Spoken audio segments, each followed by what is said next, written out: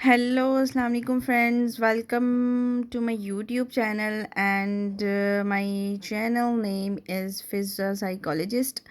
And आज की video में मैं आपको बताने जा रही हूँ चाइल्डहुड ऑनसेट फ्लुएंसी डिसऑर्डर यानी कि स्टटरिंग के बारे में। ठीक है, ये एक न्यूरोलॉजिकल डिसऑर्डर है जिसके बारे में हम पढ़ने जा रहे हैं। तो स्टटरिंग जो है, अच्छा जी, अब ये चाइल्डहुड ऑनसेट फ्लुएंसी डिसऑर्डर यानी कि स्टटरिंग जो है, ये एज के साथ ये कम नहीं होता, ये बढ़ता ही जाता है। ठीक है, तो क्या है ये देख लेते हैं जी। डायग्नोस्टिक क्राइटेरिया इसका, तो डायग्नोस्टिक क्राइटेरिया ए में क्या है, disturbance in the normal fluency. ठीक है, डिस्टरबेंस किस में आ जाती है, नॉर्मल फ्लुएंसी में। मतलब नॉर्मल हम जैसे बात कर रहे होते हैं, जैसे हम नॉर्मल रिदम में बात कर रहे हैं उसमें डिस्टरबेंस आती है।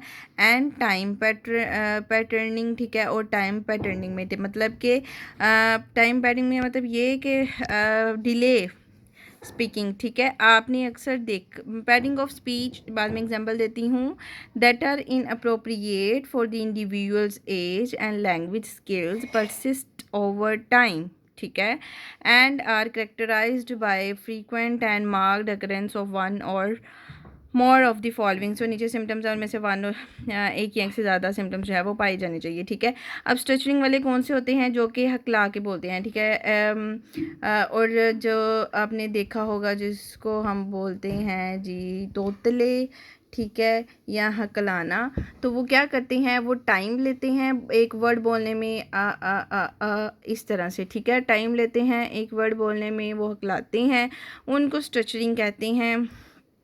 ठीक है, अब देखते हैं जिनके सिम्टम्स की तरफ आते हैं। तो ए में वन में क्या है, साउंड एंड स्लेबल रेपिटिशंस। ठीक है, मतलब कि एक साउंड को बार बार रिपीट करना। ठीक हो गया, अगर मैं बोलूँ साउंड तो स स स स सा सा साउंड इस तरह से। ठीक है, तो दैट इज़ क्या है, रिपीटेशंस ऑफ। नॉर्मली हमारे इन्वायरमेंट में, हमारे अराउंड हम इस तरह के पेशेंट्स को देखते हैं। ठीक हो गया, उसके बाद साउंड प्रोलोंगेशंस। ठीक है, साउंड को प्रोलोंग करना of consonants as well as vowels. ठीक है, साउंड को लॉन्ग करते हैं, चाहे वो कॉन्स्टेंट्स हैं एंड वोवल्स को भी। ठीक है, अच्छा, उसके बाद नंबर 3 पे आ जाता है broken words, for example pauses within a word. ठीक है, ब्रोकन वर्ड्स अल्फाज को ब्रोक करते हैं, तोड़ते हैं और स्टॉप हो जाते हैं वर्ड को जब बोलते हैं। ठीक है, नंबर 4 पे है जी ऑडिबल और साइलेंट ब्लॉकिंग, फिल्ड और अनफिल्ड पाउज इन स्पीच। उसके बाद है circumlocutions, word substitutions to avoid problematic word. ठीक है, वो वर्ड वो जो इसको क्या कहते हैं, 5th पे उन्होंने क्या बोला है, अच्छा जी, इसमें उन्होंने क्या बोला है, word substitutions to avoid problematic words, मतलब वो वर्ड जिसको वो जो डिस्टर्ब कर रहा है उनको, लाइक अगर एस साउंड है वो उसको डिस्टर्ब कर रहा है, जब वो एस बोलते हैं तो वो उस और वो उसको प्रोलॉन्ग करते हैं, तो वो क्या होता है कि वो वाला वर्ड जो है वो उस चीज़ से अवॉइड, उस वाले वर्ड से अवॉइड करते हैं, उस वर्ड को खा जाते हैं। ठीक है, वो वर्ड बोलते ही नहीं है, वो उस वर्ड से अवॉइड करते हैं जो वर्ड उनके लिए प्रॉब्लमेटिक हो रहा है। उसके बाद नंबर 6 पे कहती हैं words produced with an excess of physical tension. ठीक है, वो वर्ड को प्रोड्यूस करते हैं बहुत ज़्यादा फिज़िकली, उन टेंशन जो है उनकी उस पर लगती है। उसके बाद मोनोसिलेबिक होल वर्ड रेपिटेशंस। ठीक है, जैसे कि आई सी हिम। ठीक है, इस तरह से ये एग्जांपल भी आपके सामने दी है।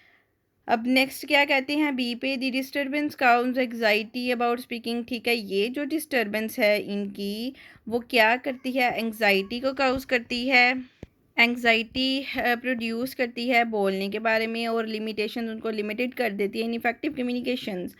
ठीक है, और लिमिटेड कर देती है, मतलब वो जब वो वर्ड ही उसको वो क्या कर देंगे, अवॉइड करेंगे उस वर्ड से, तो वो कैसे एक इफ़ेक्टिव कम्युनिकेशंस कर सकते हैं, ठीक है। सोशल पार्टिसिपेशन से वो अवॉइड करते हैं फिर और ये यहाँ सोशल पार्टिसिपेशन उनकी डिस्टर्बेंस होती है, उनकी एकेडमिक उनकी ओकेशनल परफॉर्मेंस डिस्टर्ब होती है, इंडिविजुअल और एनी कॉम्बिनेशंस।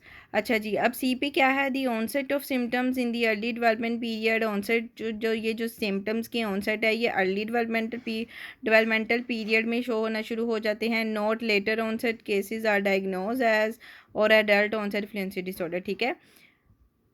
उसके बाद डी पे कहते हैं the disturbance is not attributable to a speech motor और sensory deficits disfluency this associated with neurological insult stroke trauma और ट्यूमर और ट्रॉमा। फॉर एग्जांपल अगर किसी कोई मतलब इस तरह की लैंग्वेज यूज़ कर रहा है या उसको इस ये वाली रिपीटिशंस ऑफ वर्ड हो रही है या प्रोलॉन्ग कर रहा है, अगर वो किसी उसको फालिज की वजह से, क्योंकि फालिज वाला बंदा जिसको फालिज होता है तो उसका जो राइट और लेफ़्ट दोनों में से कोई एक चीज़ पैरालाइज्ड हो जाती है साइड, तो फिर उन बोलने में उनको मुश्किल होती है, तो उसको हम इसमें डायग्नोज नहीं कर सकते हैं। अगर किसी को ट्यूमर है तो उसको भी हम इसमें डायग्नोज नहीं कर सकते। अगर किसी के साथ कोई ट्रॉमा हुआ है तो उसके साथ ये वाला जो है मतलब इस तरह से वो बोल रहा है तो भी हम इसको उसमें डायग्नोज नहीं करेंगे। या फिर और another medical conditions and is not better explain by another mental disorders, ठीक है। या फिर कोई और दूसरी जो मेडिकल कंडीशंस हैं, मतलब अगर कोई मेडिसिन्स वगैरह ले रहा है या ड्रग वगैरह यूज़ कर रहा है उसकी वजह से इस तरह से हो रहा है तो भी हम इसको इसमें डायग्नोज नहीं करेंगे, ठीक है। तो ये था जी आज का हमारा लेक्चर। हमने पढ़ा स्ट्रक्चरिंग के बारे में, स्ट्रक्चरिंग के ऑनसेट के बारे में, ठीक है, और उसके क्राइटेरिया के बारे में। अगर इन सारे क्राइटेरिया में से कोई एक या से ज़्यादा सिम्टम्स मौजूद होंगे तो फिर क्या हम इसको डायग्नोज करेंगे स्ट्रक्चरिंग। आज की वीडियो में इतना ही, मिलते हैं अब नेक्स्ट वीडियो में। अल्लाह हाफिज़।